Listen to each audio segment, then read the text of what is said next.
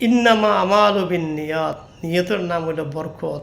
আমরা এখন থেকে যে কোনো কাজ করবো একটা সৎ নিয়ত নিয়ে করবো, ইনশাল্লাহ ভালো নিয়ত নিয়ে করবো। আপনি যে মনে মনে একটা নিয়ত করেন ইনশাল্লাহ আগে আল্লাহ বাঁচাইলে যদি আল্লাহ তৌফিক দেয় আগামী 1 বছর পরে আমরা উমরা হজে যাবো, আমি ইনশাল্লাহ আগামী 1 বছর উমরা হজে যাবো, একটা নিয়ত করেন। তাহলে দেখবেন কিন্তু আপনি যাইতে না পারেন না পারেন, এই নিয়তটা করার কারণে আপনাকে আল্লাহ পাক এই সোয়াব দেওয়া আগুন বরকত দেওয়া শুরু করবো। আসলে ইসলাম যে এত সুন্দর, আপনি নিয়তের মধ্যে অনেক কিছু করতে পারেন।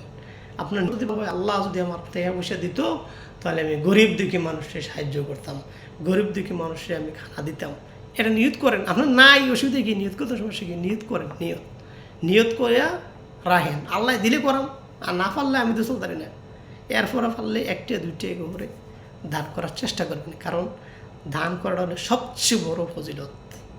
কারণ কিয়ামতের দিন এগুলো থাকবো ভাই, দুনিয়াতে যত টাকা আমি করেন একটা টাকাও লগে যেত না।